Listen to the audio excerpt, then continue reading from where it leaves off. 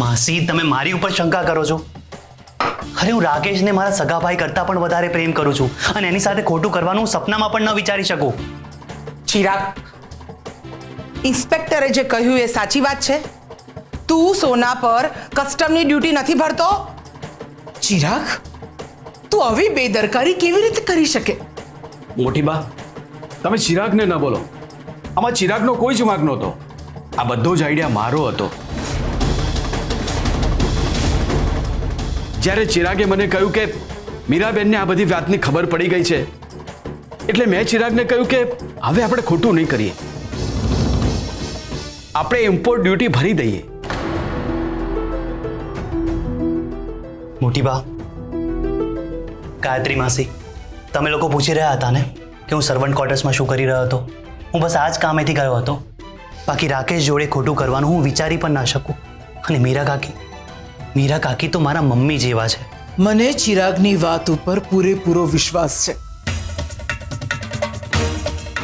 અને મને લાગે છે કે આપણે બધા એકબીજા ઉપર શંકા કરવામાં સમય બગાડવા કરતા રાકેશ અને મીરા વહુને શોધવા પર ધ્યાન આપીએ. મોટી બાની વાત સાચી છે. આપણે માત્ર સરગમ ઉપર જ નજર રાખીને બેઠા છીએ. પણ આમાં એવું પણ બની શકે કે આની પાછળ એવું કોઈ હોય કે જેની ઉપર આપણે નજર જ ન કરી હોય. જ્યાં સુધી સરગમ નહીં મળે ત્યાં સુધી આ રહસ્યનો કોઈ ઉકેલ નહીં આવે. હા, તમારી વાત સાચી છે પપ્પા. સરગમ પકડાઈ જાય એટલે બધી ખબર પડશે.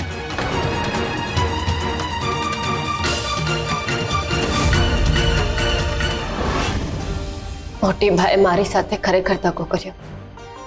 એમને એમની નાની વહુ ઉપર વિશ્વાસ નથી. પણ તું કેવી નાની વહુ છે સરગમ?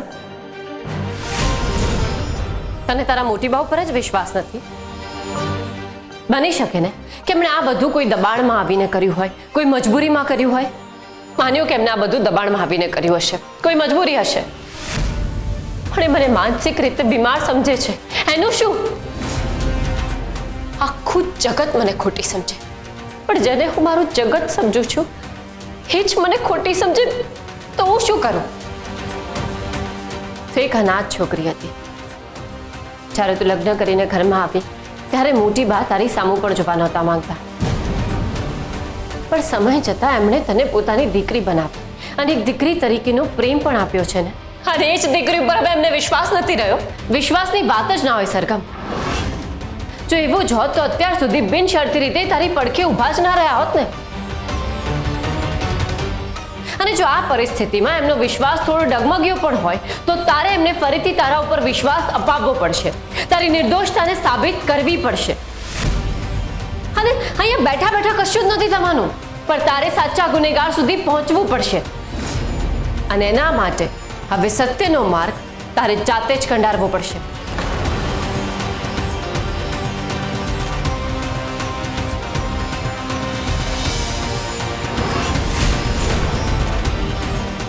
મારો ફોન અહીંયા જ તો ક્યાંક મૂક્યો હતો મેં.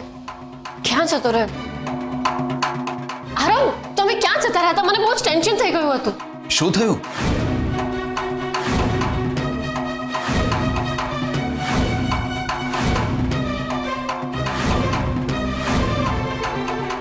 હું નાસ્તો લેવા ગયો હતો, પણ આટલી વારમાં અહીંયા કેવી રીતે આવી શકે?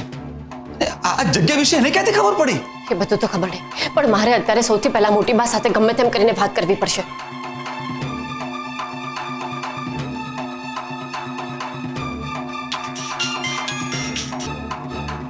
હલો હલો મોટી બા, હું સરગમ બોલી રહી છું.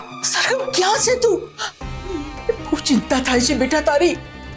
મોટી બા, મેં તમારી ઉપર ફરીથી વિશ્વાસ કરીને તમને ફોન કર્યો છે. આ વખતે મારી સાથે વિશ્વાસઘાત ના કરતા. આ વખતે પોલીસને કે ઘરના કોઈ પણ સભ્યને આ વિશે જાણ ના કરતા.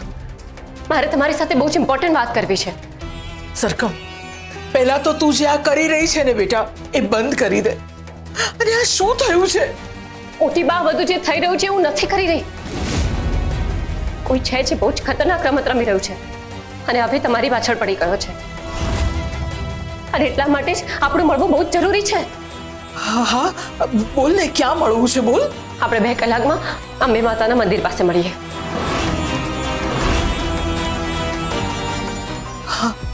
ઠીક છે, હું આવું છું. પણ મારી વાત સાંભળ, હું તને ખરેખર કહું છું, તું એકવાર અહીંયા આવી જા.